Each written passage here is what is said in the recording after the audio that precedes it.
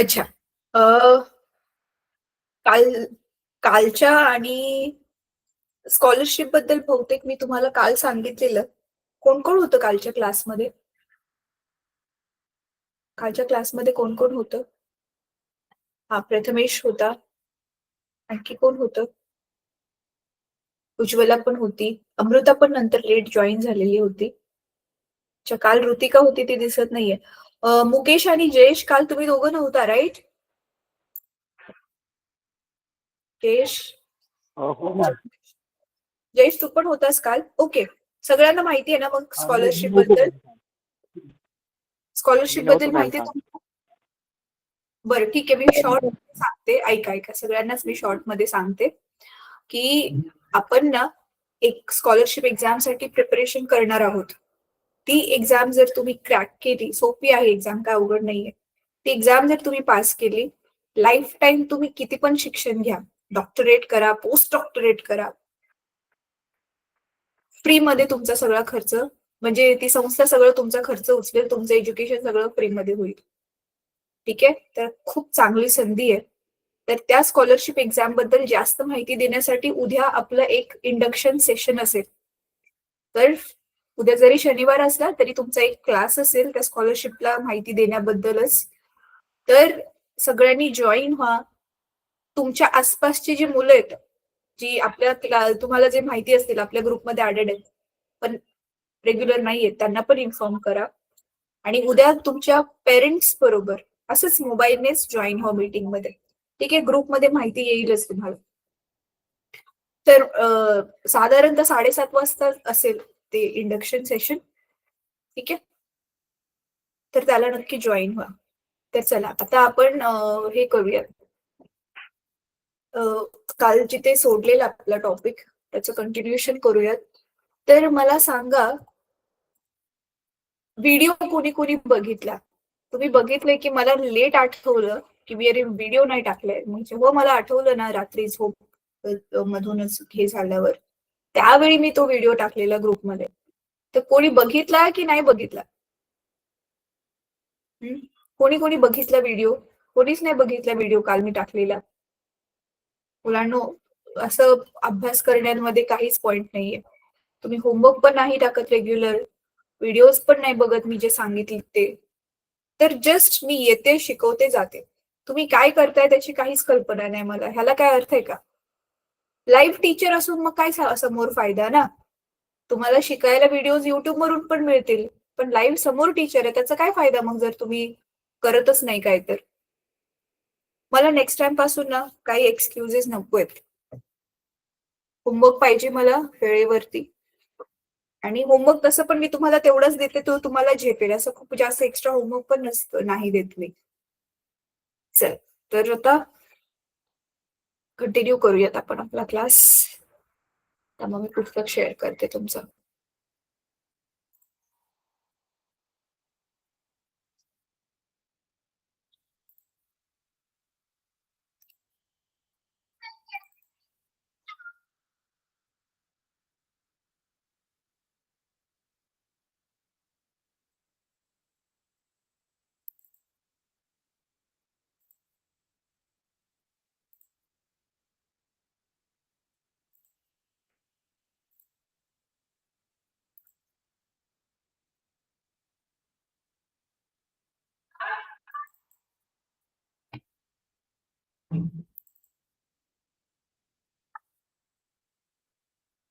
प्रद्युम, प्रद्युम, बेटा तू रेग्युलर का नसतो क्लासमध्ये? रेग्युलर असतो मॅम.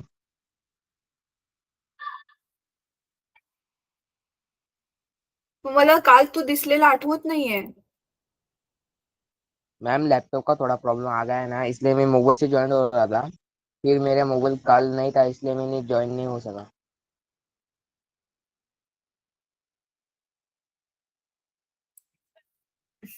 ठीक आहे, आता काय बोलू ह्याच्यावरती मी, जर इश्यूज आहे तर.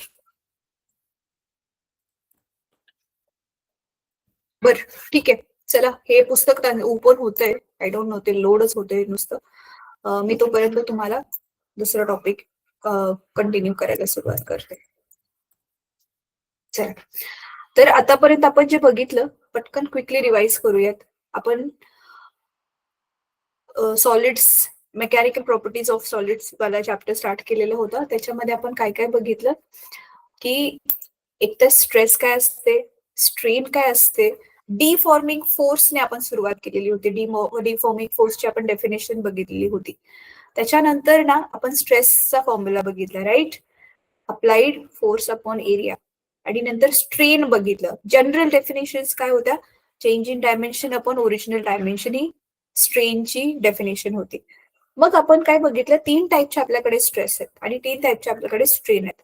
कोणकोणत्या होत्या त्या, टेन्साईल स्ट्रेस, दुसरी टेन्साईल स्ट्रेन, परत व्हॉल्यूम स्ट्रेस, कंप्रेशन होणारी जी आहे ती, व्हॉल्यूम स्ट्रेस, व्हॉल्यूम स्ट्रेन, आणि लास्टला आपण काय बघितलेलं होतं, शेअरिंग स्ट्रेस आणि शेअरिंग स्ट्रेन. तर ह्या सगळ्या गोष्टी आपण बघितलेल्या होत्या. आता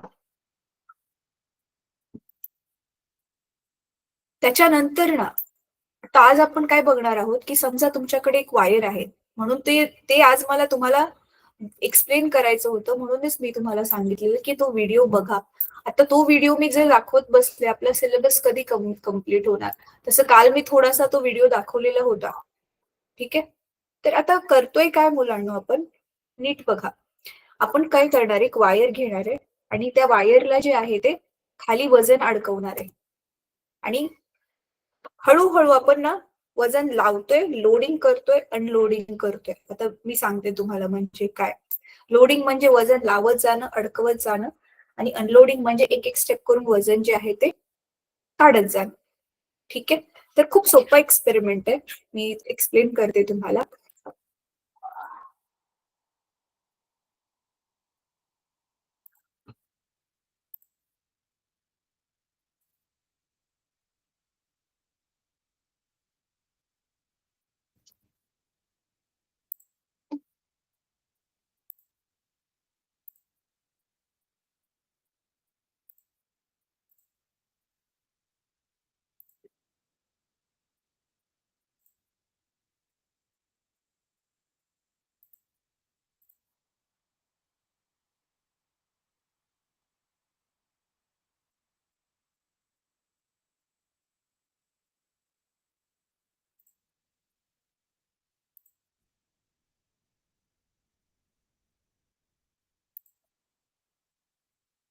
मग मी स्क्रीन शेअर करते.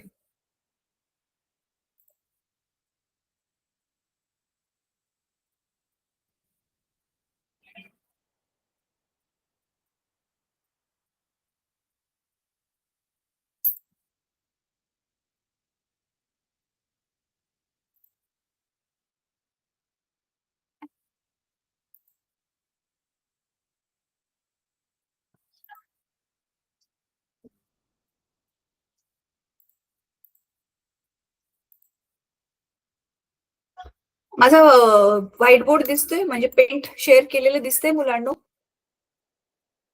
नाही मॅम. अच्छा, मी केले शेअर, काही सेकंड थांबा, दिसेल. काल कॉन्स्टंटली थ्रू आउट माझ्याशी क्लासमध्ये अमृता तूच बोलत होतीस का बेटा? काल बहुतेक एकटी अमृत, हा नाही मॅम. ऋतिका बोलत होती वाटतं काल. येस, काल थ्रू आउट क्लासमध्ये माझ्याशी बोलत होती.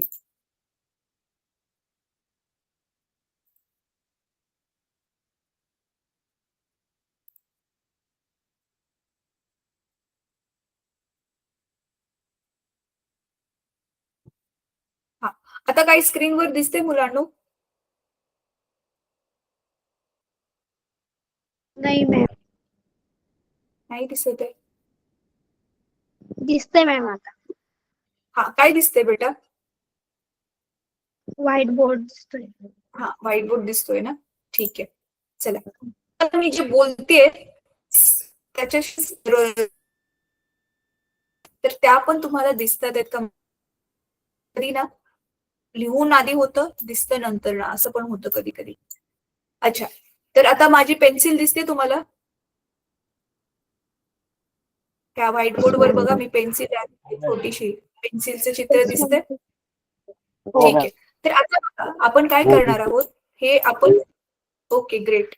तर आपण ही अशी वायर घेणार आहे. ह्या वायरला वरती अडकवलं आणि खाली ना हे असं, हे अडकवण्यासाठी असं काय म्हणतात ह्याला, एक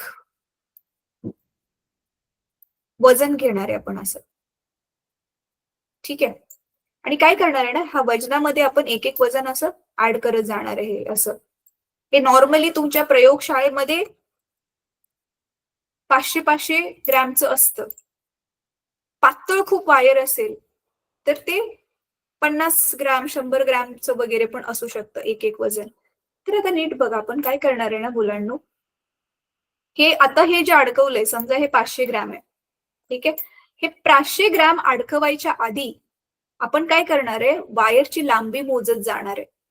तर ही वायरची लांबी इथे आपण जी मोजणार आहे, तर आधी आपण वजन वाढवत वाढवत जाणार आहे. म्हणजे आपण काय करणार आहे, आधी लोडिंग करणार आहे. ठीक आहे. तर इथे मी लिहिते एलओडी लोड, आणि इथे इथे पण एलच नोट करणार आहे, पण अनलोडिंग. ठीक आहे. म्हणून मी शॉर्ट मध्ये लिहिते आता अनलोड, कारण ना माझं अरे ते पेन टॅब खराब झाले. तर आता मी माऊसने लिहिते ना, तर त्याला वेळ पण लागतो आणि हँडरायटिंग पण चांगलं नाही येत. आता काय करणार आहे बघा मुलांना, वायरची मूळची जी लेंथ आहे, वायरची जी मूळची जी लेंथ आहे, म्हणजे वायर वरती आपण समजा काहीच नाही अडकवलंय, कुठलंच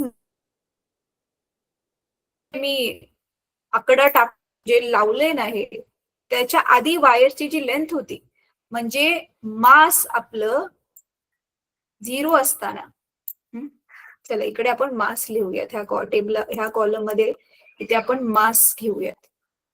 ठीक आहे. तर आपण मास आता कशामध्ये अडकवत जाणार आहे, ग्रॅम मध्ये. तर नीट बघा, समजा आता मास 0 होतं.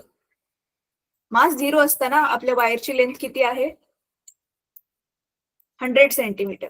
100 सेंटीमीटर म्हणजेच 1 मीटर आहे, राईट. असं आपण मानतोय, तेवढ्याच लांबीची वायर घेतली आपण. आता आपण काय केलं मुलांनो, आता त्याच्यावरती ह्या 500 ग्रॅम वालाच हा आकडा जो आहे तो अडकवला. मग इथे काय लिहिणार आपण, 500 ग्रॅम. आणि मग आता वायरची लेंथ मोजली, तर समजा वायरची लेंथ किती झाली, समजा आपण जसं मानून चालतोय हा 100.5 सेंटीमीटर. परत 1 किलो केला आता मी, तर किती झाली असं मानूयात, 101 झाली सेंटीमीटर. परत 1.5 किलो केलं, 1.5 किलो केलं, तर समजा वायरची लेंथ किती झाली, 101.7. असं आपण समजा 2 किलो पर्यंत गेलो. 2 किलो केल्यावरती झाली वायरची लेंथ जी आहे ती 100 किती घेऊयात आपण ह्याला, 102 घेऊयात समजा, 102.2 झाली. तर तुम्ही बघताय वायरची लेंथ थोडी थोडी वाढत चालली आहे. का बरं, स्टीलची जी वायर आहे ती इलास्टिक असते ना थोडीशी, त्याच्यामुळे खाली वजन लावल्यामुळे वायर ताणली जाणार, हो की नाही. मला सगळ्यांची उत्तरं हवी आहेत हा मुलांना, वायर ताणली जाणार की नाही ताणली जाणार. हो मॅडम, ताणली जाणार. हा, मग त्याच्यामुळे तिची लांबी वाढेल. तर हे आपण काय केलं, लोडिंग केलं. मग आता आपल्या ह्याच्यावरती किती वजन असतील टोटल, हे स्वतः जो आकडा आहे हा वजनासोबत 502 पर्यंत गेलोय. तर हे अजून एक 500 आल्यावरती 1000, अजून एक 500 आल्यावरती हे 1.5, आणि हे 2000 ग्रॅम. म्हणजे हे टोटल अशी आपली 4 वजन आता अडकलेली असताना हे 2 किलोग्राम आपण वजन ह्या वायरला अडकवलेलं असताना लेंथ वायरची एवढी झाली. आधी 100 होती, ती वाढत वाढत इथपर्यंत गेली. आता नीट ऐका मुलांना, मी पुढे काय म्हणते. आता आपण काय करतोय, एक एक वजन आता काढणार आहे. हे वजन काढून टाकायचं आणि परत लेंथ मोजायची आहे. तर हे रिडिंग इथे सेम टू सेम 2 किलो साठी सेमच आहे, तर हे कॉपी करणार आपण. 102 किलो साठी सेमच आहे लांबी. आता नीट बघा, आता हे वजन काढून परत एकदा आपण लेंथ मोजली, तर तुम्हाला माहितीये exactly same to same length मिळणं खूप मुश्किल आहे. तर कदाचित तुम्हाला आपण तेच म्हणून काल एक्सपेरिमेंट मध्ये बघितलेलं, एकदम अॅक्युरेट रीडिंग मोजण्यासाठी आपण स्पेरोमीटरचा वापर करतो. समजा आता तुम्ही स्पेरोमीटर वापरून किंवा पूर्ण एक्सपेरिमेंट मध्ये समजा आपण स्पेरोमीटर वापरतोय, तो 101.7च्या ऐवजी सपोज आता तुम्हाला आन्सर मिळते 0.62. दिसते? कमी वाटते आपल्या इथे. आता इथे 101 होती, सपोज आता मला इथे दाखवते 101.2 दाखवते. तर असं करत करत तुम्हाला काय समजेल की वायरची त्या मेजरमेंटसाठी, म्हणजे तेवढं मास लावलेलं असताना हे दोन्ही रिडिंग काय सेम सेम मोस्टली मिळत नाहीत, खूप जवळपास मिळतात पण सेम सेम नाही मिळत, आणि तरी पण बऱ्यापैकी क्लोज असतील. तर ही एक्सपेरिमेंट आपण का करतोय हे बघण्यासाठी, आपली ही स्ट्रेस आणि स्ट्रेनस काढण्यासाठी, की ओरिजिनल लेंथ जी होती आपली 100 अपॉन चेंज इन लेंथ. आता जसं पहिल्या रिडिंग साठी बघा, चेंज इन लेंथ किती असणार आहे? 0.5. 100 पेक्षा ते 0.5 ने वाढले, तर ही आपल्याला काय मिळेल? Change in length upon original length. ही आपल्याला काय मिळेल? Tensile stress. म्हणजे वायर किती इलास्टिक आहे किंवा किती ती रिजिड आहे ते आपल्याला कळेल, आणि ह्याच्यावरून आपण यंग्स मॉड्युलस पण काढू शकतो, काल मी जसं तुम्हाला एक्सप्लेन केलेलं.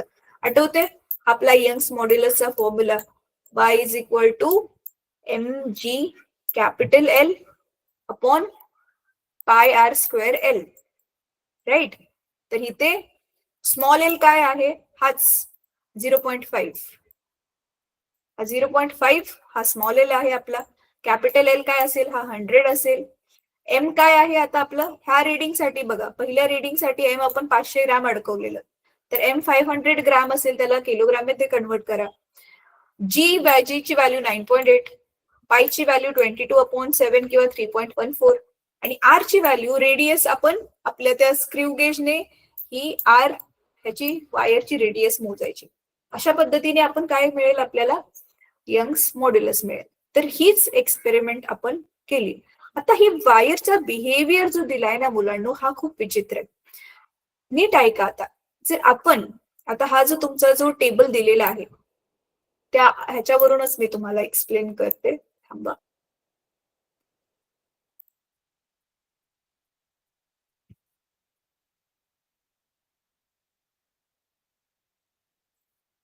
बिहेवियर ऑफ वायर वाला जो आकृती आहे ना टेक्स्टबुक मधली, चला ती तुमच्या समोर ओपन करून ठेवा, मग मी तुम्हाला तुमच्या इथे टेक्स्टबुक मध्ये पण एक्सप्लेन करते शेअर करून.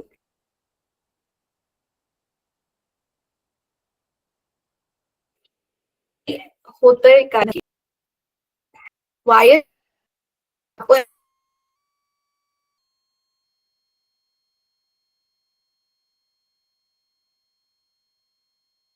म्हणजे काय, इथे ना वायरची क्षमता होती ना, सगळी मासेस काढून टाकल्यावरती आपल्याला काय दिसतं की वायरची जी ऑलरेडी लांबी 100 होती ना, ती आपल्याला 100 मिळालीच नाही, ती मिळाली 0.2.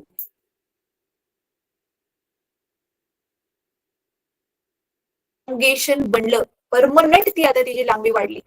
म्हणजे कळते तुम्हाला, जसं काल मी दाखवलेलं होतं, हा रबर बँड मी खेचला आणि सोडून दिला, तर सुरुवातीला बघा नवीन नवीन रबर बँड असतो, तर तो आधी जेवढा होता तेवढ्या साईजचा होता तेवढ्या साईजवर माघारी येतो. पण जसं जसं आपण रबर बँड वापरत जातो, तो बघा लूज लूज लूज होत जातो की नाही, आणि एक दिवशी तुटतो. तसंच इथे वायर जी आहे ती लांबत लांबत लांबत लांबत गेली. आपण एक एक मासेस टाकल्यावर, सगळी मासेस काढून घेतल्यावरती वायर आधी 100ची होती, परत एक्झॅक्टली 100 वर माघारी नाही आली. परमनंटली तिच्यामध्ये थोडीशी लांबी वाढली, कारण वायर आपली परफेक्टली इलास्टिक नाहीये ना. 100% माघारी येण्यासाठी आपण बघितलेलं, परफेक्टली कुठलीच बॉडी इलास्टिक नसते, प्लास्टिक नसते, रिजिड हे नसते, प्लास्टिक इलास्टिक आणि रिजिड नसते, राईट? तर इथे 0.2चा जे गोष्ट आहे ती परमनंट आली, पण तरी सुद्धा वायर अजून पण इलास्टिक आहे. ह्याच वायरशी 100.2 मीटरची वायर आहे. परत आता ती लांबलेली वायर घेऊन परत आपण 0 पासून सुरुवात केली ना, 0, 500 ग्रॅम, 1.5 ग्रॅम, सेम बिहेवियर बाहेर दाखवेल. म्हणजे इलास्टिसिटी अजून पण तिची साबूत आहे. पण पुढे काय होतं मुलांना, आता हे 2च्या वरती, म्हणजे हे 2 किलोग्राम वायरचं इलास्टिक लिमिट आहे, म्हणजे त्या लिमिट पर्यंत वायर इलास्टिक पण राहते आणि तुटत पण नाहीये. पण ह्याच्यापेक्षा पुढे जर आपण गेलो, तर काय होईल माहिती, तुमच्या ह्याच्यामध्ये दिलेलं आहे, पुस्तकामध्ये दिलेलं आहे. थांबा मी इरेज करते ह्याला.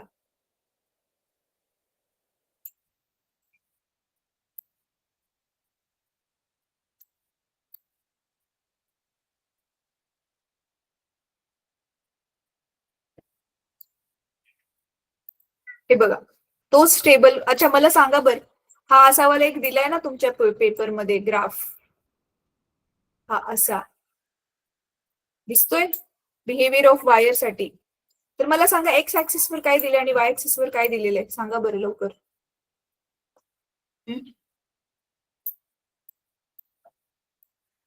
बोला पटकन मुलांनो, पुस्तक बघताय की नाही तुम्ही?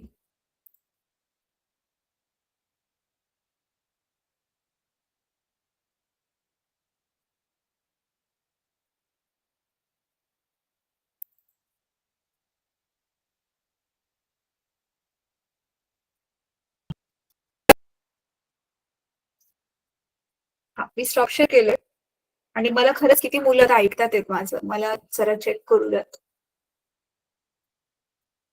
माझ्या 3 काउंटवर सगळ्यांचे माईक अनम्यूट झाले पाहिजे. चला कॅमेरा चालू नाही करू शकत, इट्स ओके.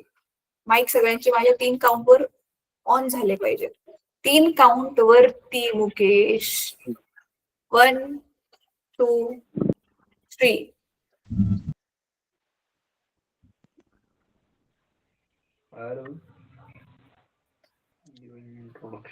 ओके ठीक आहे, ग्रेट. मग आता तुम्ही ऑलरेडी मला ऐकताय तर उत्तर का नाही देते? बघा ना टेक्स्टबुक ओपन करून, त्याच्यामध्ये ग्राफ वर एक्स ऍक्सिस वर काय आहे, वाय ऍक्सिस वर काय आहे, मला सांगा ना.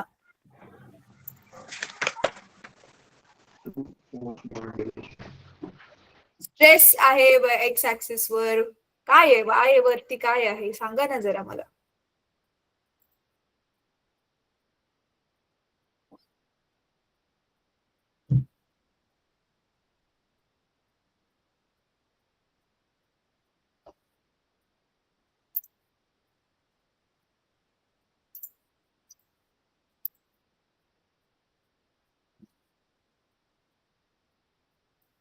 बघा आपण ना इथे मे बी तुमच्या पुस्तकामध्ये दिलं असेल, एक्स ऍक्सिस वरती आपण त्या वायरवर किती वजन अडकवलंय ते दिलं असेल किलोग्राम मध्ये, आणि वायरची लेंथ किती वाढत वाढत चालले ते दिलं असेल. तर सुरुवातीला जसं आपण वजन वजन बघा वाढवत वाढवत चाललोय, हळूहळू वायरची लेंथ वाढत वाढत वाढत वाढत चालली आहे, कळते? मग इकडे आल्यावर हे 2 किलो पर्यंत असं होते हा मुलांना, ह्याला 2 किलोला म्हणतात. आता एक्झाम्पल आपण 2 किलो घेतले, ते वायरच्या मटेरियल वरती डिपेंड आहे. तर ज्या वायरच्या लिमिट पर्यंत वायर इलास्टिकच आहे, तिच्यामध्ये काय फरक नाही पडलाय, वायर फोर्स काढून घेतल्यावर तिच्या शेपला ती माघारी येते, त्याला आपण म्हणतो इलास्टिक लिमिट. म्हणजे वायरची तेवढीच लांबी ठेवण्याची तेवढीच लिमिट आहे. पण त्याच्या पुढे मग हेच आपण इलास्टिक लिमिट जे आहे ते किती बघितलं, 2 kg बघितले, राईट? पण आता ह्याच्या पुढे गेल्यावरती, ह्याच्या थोडस जरी तुम्ही परत पुढे गेला की काय होतं, वायर जी आहे तिच्यामध्ये परमनंट बघितलेलं ना आपण, परमनंट जे आहे ते काय बनलं, परमनंट वायर मध्ये काय बनलं, 0.2 चा एक्स्ट्रा लेंथ बनलेली ना, पण तरी पण वायर अजून पण इलास्टिक होती. येस, त्याला सेट म्हणतो. परमनंट तिच्यामध्ये बनलं त्याला आपण सेट म्हणतो. आणि त्याच्यानंतर पुढे अजून तुम्ही जर मुलांना मास वाढवलं थोडस तरी थोड्याशा मास मध्ये इन्क्रीज करण्यात, थोडसच मास इन्क्रीज केलं तरी पण वायरची लेंथ जी आहे आणखी थोडीशी वाढली. आणि असं होत होत आता एक पॉइंट असा येतो हा वाला, की तुम्ही एकदा मास सपोज इथे 3 किलो अडकवून सोडून दिलं, पण वायर आता लांबत लांबत आपोआपच चालली आहे, आणि ती तोपर्यंत लांबत जाते जोपर्यंत ती तुटत नाही. म्हणजे वायर खाली खाली आली, लांबली लांबली लांबली आणि तुटली. त्याला काय म्हणतो आपण, ब्रेकिंग पॉइंट म्हणतो. म्हणतो त्या.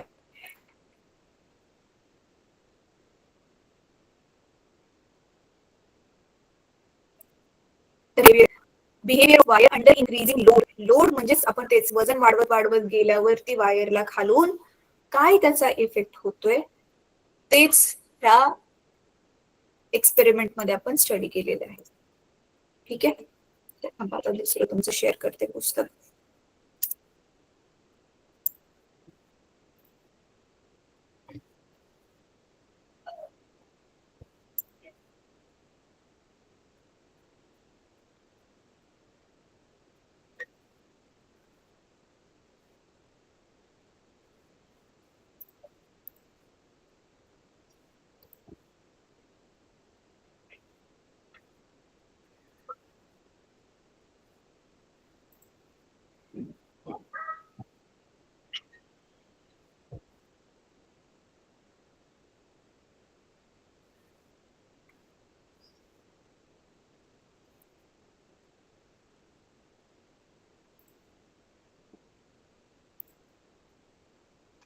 पुस्तक दिसते?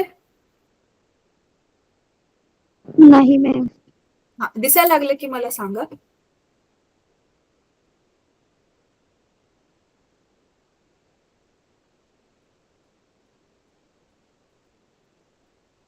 दिसायला लागलं मॅम. दिसायला लागलं? थँक्यू सो मच बेटा. हा, हे बघा, हेच आपण बोलत होतो. दिसते काय चाललंय तुम्ही? हा, हे बघा, हे 0 पासून म्हणजे O पासून A पर्यंत वायर काय आहे, आपला इलास्टिक बिहेवियर दाखवतो. इलास्टिक बिहेवियर म्हणजे वायर एकदम परफेक्टली इलास्टिक आहे. मास लावलं, लांबली, मास काढून घेतलं, परत माघारी आली तिच्या ओरिजिनल लेंथ मध्ये. तर असं कधीपर्यंत होतंय बघा, एक पॉइंट पर्यंत असं होतंय. समजा तो पॉइंट आहे 2 kg. 2 kgच्या पुढे, नीट बघा, 2 kgच्या पुढे अजून आपण थोडस जरी मास वाढवलं तर आता वायरची लेंथ जी आहे ती, आता जे काय होतं, इथे O पासून A पर्यंत हे दोघं जण एकमेकांना डायरेक्टली प्रपोर्शनल होते. म्हणजे काय, mass increase in mass, wire मध्ये जो चेंज झाला लेंथ मध्ये, change in length of the wire is directly proportional to increase in mass. म्हणजे वायरची लांबी त्याच प्रपोर्शन मध्ये वाढते ज्या प्रपोर्शनमध्ये आपण मास वाढवतोय. पण पुढे जाऊन काय झालं, हे प्रपोर्शन थोडंसं चेंज झालं बघा. पण तरी पण हे C पर्यंत वायर काय आहे, इलास्टिकच आहे ह्या C लिमिट पर्यंत. म्हणून बघा, इथे परमनंट सेट दिसतोय. वायरची लांबी आता ते 0.2 ने मगाशी आपण जसं बघितलेलं तशी ती परमनंट वाढली. तरी पण आता सुद्धा लांबलेली वायर पण आता सुद्धा काय आहे, इलास्टिकच आहे. लांबलेली वायर आता सुद्धा प्लास्टिकच म्हणजे इलास्टिकच आहे. पण आता ह्या मासच्या जर आपण पुढे गेलो तर तुम्ही बघू शकता, जसं जसं आपण मास वाढवत चाललोय तर वायर जी आहे ती अशी लांबी वाढत वाढत वाढत जाते. एका पॉइंटला खूप जास्त अचानकच तिची लांबी वाढते. प्रपोर्शन मध्ये नाही वाढत आहे, अचानक थोड्याशा मास इन्क्रीज केल्यावर पण लेंथ जी वाढते ती खूप जास्त वाढते. Means for very small change in mass there is big change in its length, कळते. आणि मग एका पॉइंटला काय होतं, वायर इथे तुम्ही मास नाही जरी वाढवलं तरी सुद्धा वायर काय होते, इथे बघा आपण स्ट्रेन काढलेली घेतलेली त्याची, हे ते स्ट्रेस. स्ट्रेस म्हणजे तेच अप्लाइड फोर्स, आणि हे ते स्ट्रेन काय आहे, चेंज इन डायमेन्शन आपल्याला किती मिळतंय. आणि इथे मग तुम्ही बघू शकता की काय आलेलं आहे, आपला फ्रॅक्चर पॉइंट, ज्यालाच मी ब्रेकिंग पॉइंट मगाशी म्हटलं. वायर जी आहे ती तुटते, फ्रॅक्चर होते, कळते. आता तुम्हाला काय करायचंय मुलांनो, हे मी ऑलरेडी एक्सप्लेन केलं की काय केलंय आपण. आता हे तुम्हाला एकदा वाचून काढायचंय. हे बघा, suppose a metal wire is suspended vertically, हे सगळं हेच आपण सगळं आता डिस्कस केलेलं आहे. OA, this region is in which Hooke's law is obeyed. Stress is directly proportional to strain. हा, आता हा हुक्स लॉ जो आहे ना मुलांनो, the what is this Hooke's law? Hooke's law ह्याच्या खाली दिला असेल कुठेतरी.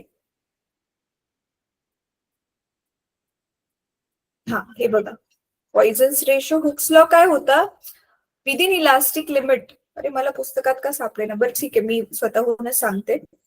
विदिन इलास्टिक लिमिट म्हणजे कुठल्या पण वायरचा आपण इलास्टिक लिमिट आहे ना, ती किती वजन सहन करू शकते तेच लिमिट. त्या लिमिटच्या आतमध्ये जर आपण वायरवरती स्ट्रेस लावली, स्ट्रेस म्हणजे आपण फोर्स लावतोय त्याला, आणि तेवढीच तिच्यावर काय काम करते, स्ट्रेन. स्ट्रेन काय करते माहिती आहे, तिला माघारी रिस्टोरिंग फोर्स घेऊन येते तिचा.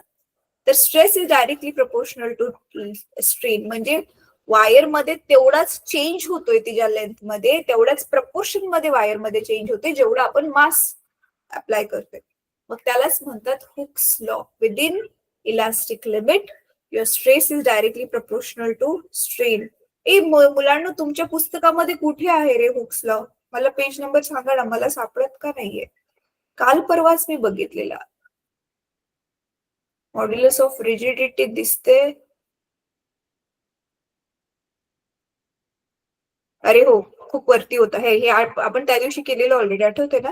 Within elastic limit stress is directly proportional to strain. म्हणजे स्ट्रेस आणि स्ट्रेनचा रेशो आपण घेतला तर तो कॉन्स्टंट असतो. आणि ह्याच्यावरूनच आपण 3 कॉन्स्टंट काढलेले होते इफ यू रिमेंबर.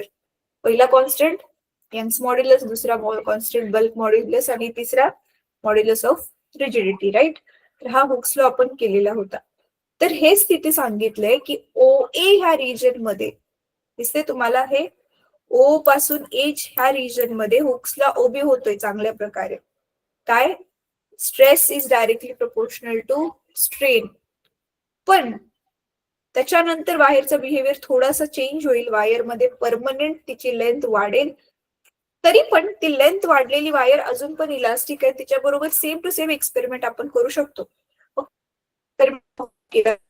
तेच लेंथ वाढलेल्या वायरचं, लेंथ वाढलेल्या वायरवरती पण मासेस सगळी काढून टाकली, लांबी मोजली. आता किती झाले? 102 100.2 झालेली. आणि आता त्या वायरवरती आपण 500 ग्रॅम लावलं, 1000 लावलं, 1500 लावलं, अशी मासेस आता इन्क्रीज करत चालले. तर अगेन आपल्याला मग हाच पॅटर्न बघायला मिळाला की stress is directly proportional to strain. पण आता इथे पुढे मात्र तुम्ही थोडस मास मध्ये जे इन्क्रीज केलंय त्याच्या बदले लेंथ मध्ये थोडासा इन्क्रीज वाढत चाललाय. हा जो पॉइंट आहे तो मॅक्सिमम वाला आहे, की मॅक्सिमम वायरची जी लेंथ आहे ती वाढली, आणि नंतर तरी सुद्धा आपण मासेस काढून नाही घेतले, तरी पण काय होईल मग? वायर अशी लांबेल आणि तुटेल. तर हे आय होप तुम्हाला समजले. आणि आता काय करायचंय तुम्हाला, हे स्वतःहून वाचून काढायचंय. आणि परीक्षेमध्ये हा 5 मार्काला क्वेश्चन डेफिनेटली विचारला जाऊ शकतो. ठीक आहे, चला आता पुढच्या टॉपिक वर जाऊया. थांबा, सगळ्यांना एक मिनिट मी स्टॉप शेअर करते कारण मला तुम्हाला बघायचंय. अच्छा, तुम्ही काय करू शकता मुलांनो, मोबाईल आन्सर देण्यासाठी अनम्यूट करून बोलला तर खूपच छान, आणि अनम्यूट करून नसेल बोलायला जमत तर ऍटलिस्ट मोबाईलचा जो व्हर्च्युअल हँड आहे, मोबाईल वरचा जो हात, ते बटन नक्की दाबा. अच्छा, तर मला सांगा मुलांनो की हा जो आपण हुक्सला बघितला त्याच्यामध्ये stress is directly proportional to strain आपली काय मिळाली आपल्याला? स्ट्रेट लाईन मिळाली. आणि त्याच्यानंतर मग सेट आला. Now what is this set? Permanent set आपण हा शब्द यूज केला. कोण सांगेल मला परमनंट सेट हा शब्द काय आहे?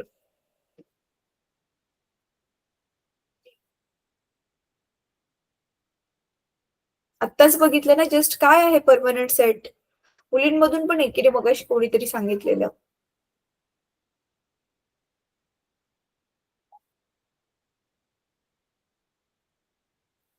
वायर मध्ये परमनंट लांबी वाढली ना 0.2 ची, तीच आहे सेट.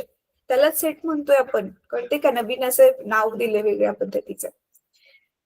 ओके, सो आता तुम्हाला काय करायचंय, तुम्हाला हा वाला टॉपिक स्वतःहून वाचून काढायचंय आणि हा टॉपिकला तुम्ही शॉर्ट मध्ये आपल्या स्वतःच्या आन्सर मध्ये लिहून काढायचंय. तो क्वेश्चन काय आहे? क्वेश्चन काय आहे? क्वेश्चन काय लिहिणार तुम्ही मुलांना? Explain the behavior of under increasing load. या in behavior of under load. तर हे इनपुट तुम्हाला काढायचं. मॅम आवाज अटकतोय.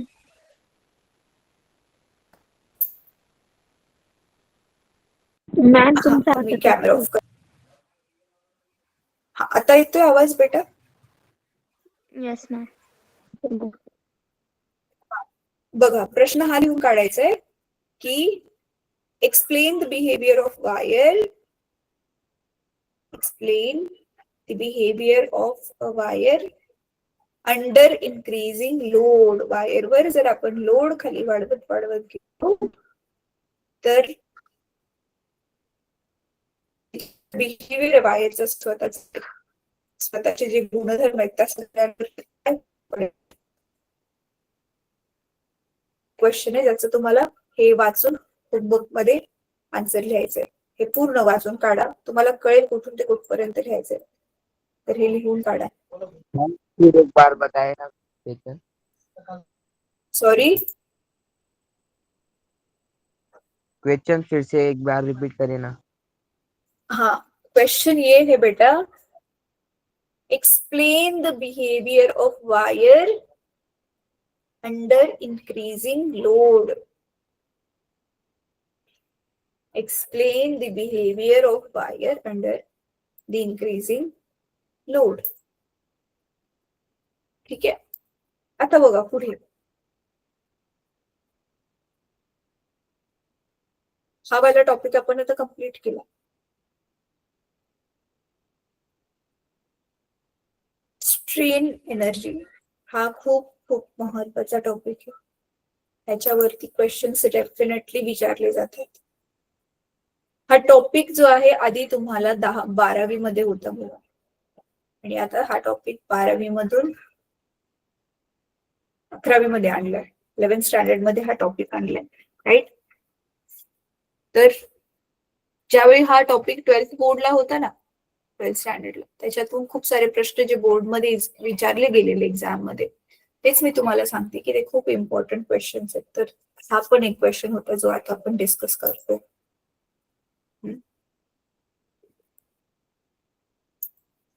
आता स्ट्रेन एनर्जी. एनर्जी काय असते आधी कोण सांगेल मला?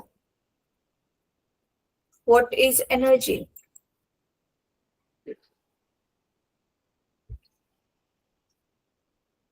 एनर्जी 9वी मध्ये शिकलोय की नाही आपण? कॅपॅसिटी ऑफ डुईंग वर्क की नाही मुलांनी?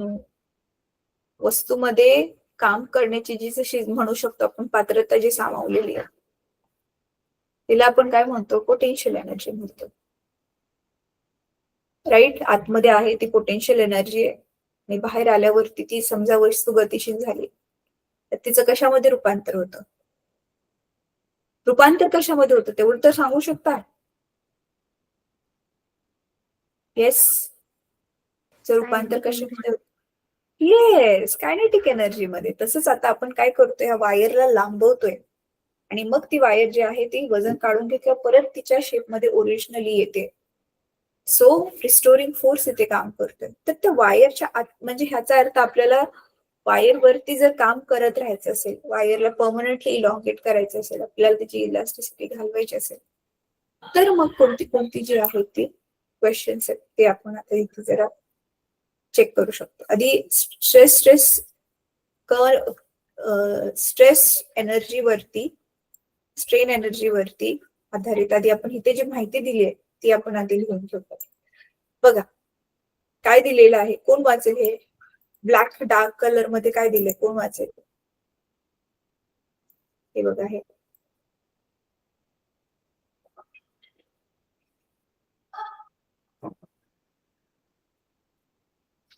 the elastic potential energy gained by a wire during elongation by a stretching force is called elastic potential energy.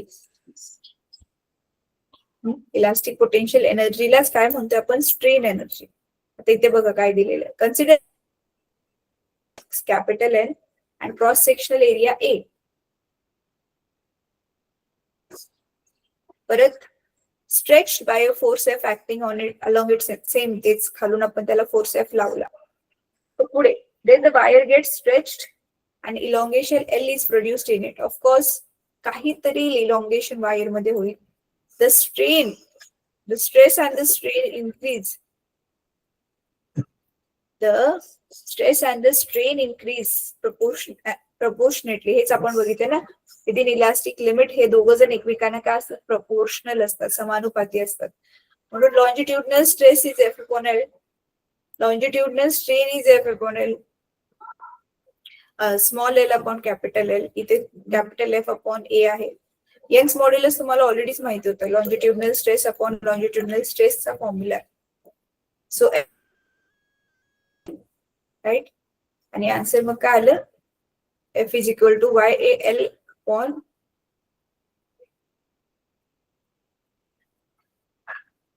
हे काल आपण जे सूत्र आता मगाशी पण जे डिस्कस केलं त्यालाच गुण फिरवून F च्या स्वरूपामध्ये लिहिलंय F काढण्यासाठी. राईट, आता काय दिलंय बघा, F फोर्स लावल्यामुळे वायर मध्ये इलॉंगेशन स्मॉल एल निर्माण झाले. आता हे चालू असताना एका सर्टन स्टेज मध्ये म्हणजे काही वेळेनंतर समजा let F be the force applied and X be the corresponding extension. म्हणजे आता ह्याचा अर्थ काय सांगितलेला आहे, त्यांनी उलट केलंय ना, उलट काम केलेलं आहे. तर त्याच्यामध्ये काय दिलेलं आहे,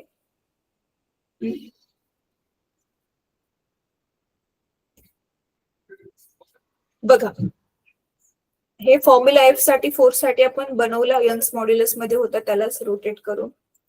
आणि आपल्याकडे माहिती आपल्याला मुलांना हे हा फॉर्म्युला तुम्ही गेल्या 9वी मध्ये शिकलेला, work is equal to force into displacement. Work done जे आहे ते आपल्याला माहिती नाही म्हणून त्याला आपण नाव देते सध्या DW. पुढे वर्कचा आपला फॉर्म्युला 9वी मध्ये जो होता फोर्स इंटू डिस्प्लेसमेंट, तर फोर्सचं आत्ताच जस्ट आपल्याला एक्सप्रेशन मिळालं. तर इथे तुम्ही मास फोर्स साठी हे नका यूज करू, mass into acceleration due to gravity, नाही ते चुकीचं ठरेल. तर फोर्स इंटू डिस्प्लेसमेंट, तर फोर्स F डिस्प्लेसमेंट dx, तर फोर्सची किंमत इथे आपण ऑलरेडीच काढलेली होती.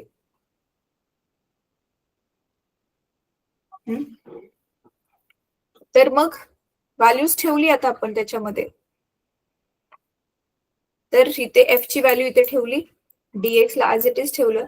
आणि तुम्हाला माहितीये हे छोट्या एलिमेंट साठी आपण काढतोय किती चेंज येईल, असे जास्त एलिमेंट्स असतील एकावर एक असं लाईनीमध्ये, तर त्याच्यावरती आपण किती स्ट्रेन अप्लाय करू शकतो. त्याच्यासाठीच मग हे पुढचा जो आहे तो एक एक्झाम्पल इथे दाखवलेला आहे.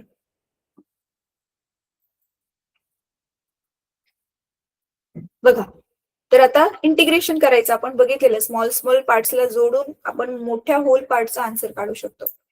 तर म्हणून बघा DW छोटस वर्क डन, W कम्प्लीट फुल वर्क डन जे ते करतात, तर ते त्याची आपण किती लिहितो व्हॅल्यू 0 पासून 1 पर्यंत. आणि मग आपण काय करणार, ह्या व्हॅल्यूज ठेवून झाल्यावर आपण ह्याला जर सोडवलं तर पुढे जे बघा हे आन्सर येतं, W is equal to half F into L. F तुम्हाला माहितीच आहे काय आहे, ते अप्लाइड फोर्स आहे, आणि L काय, स्मॉल एल एक्सटेन्शन म्हणजे वायर मध्ये जो परमनंट सेट निर्माण झालेला.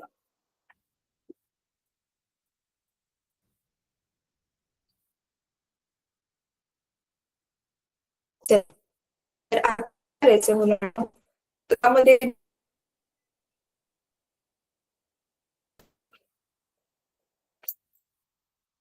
सो इंटिग्रेट केल्यानंतर आपण अप्पर लिमिट लोअर लिमिट ठेवले आणि मग हा आपला फॉर्म्युला आला. हा फॉर्म्युला जो आहे मुलांना पाठ करायचा, हे डिराईव्ह करण्यासाठी तुम्हाला 3 ते 4 मार्काचा प्रश्न विचारला जाऊ शकतो.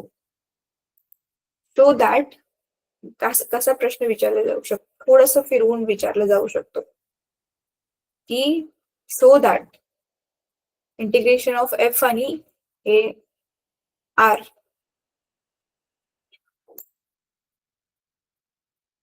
F आणि L चं हे इंटिग्रेशन केल्यानंतर ना जे हे फॉर्म्युला आन्सर आलं, त्याच्यामध्ये आपण जे एफ आणि एल ची किंमत टाकली की आपल्याला काय मिळेल, मग डब्ल्यू मिळेल. तर हे डब्ल्यूच काय आहे, वर्क डन, आणि this is the same work done is stored in the form of potential energy in our body.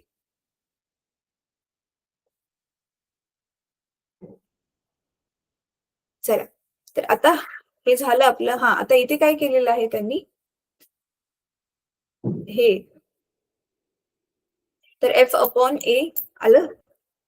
हा कशाचा फॉर्म्युला आहे आपला, एफ अपॉन ए स्ट्रेसचा फॉर्म्युला, आणि बघा small L change in length upon original length, हा पण आपला स्ट्रेनचा फॉर्म्युला आहे.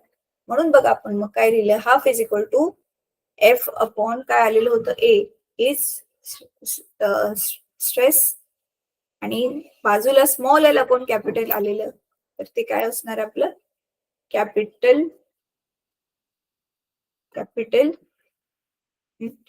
Stress into strain. तर आता काय केलंय ते, stress into strain as it is लिहिलं, आणि पण वाय आपल्या यंग्स मॉड्युलस वरून आपल्याला समजतं की Y is equal to stress upon strain, म्हणजे ती स्वतः प्रोडक्ट साठी दुसऱ्यावर डिपेंडेंट नाही, पण दॅट इटसेल्फ इज, बघा, तर स्ट्रेस अपॉन स्ट्रेन आपला वाय यंग्स मॉड्युलस आहे, म्हणून आपण स्ट्रेन साठी वायच्या फॉर्म मध्ये कसं आन्सर लिहू शकतो, 1/2 वाय स्ट्रेनचा स्क्वेअर. हे तुम्ही मॅथ्स मध्ये करून बघा, तुम्हाला स्वतःलाच ही आन्सर मिळेल.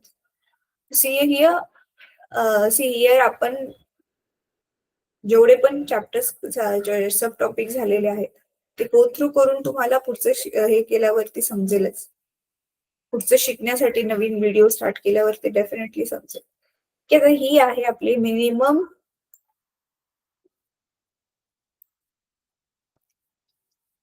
ह्या फॉर्म्युलावरून आपण गणित सोडवणार आहोत.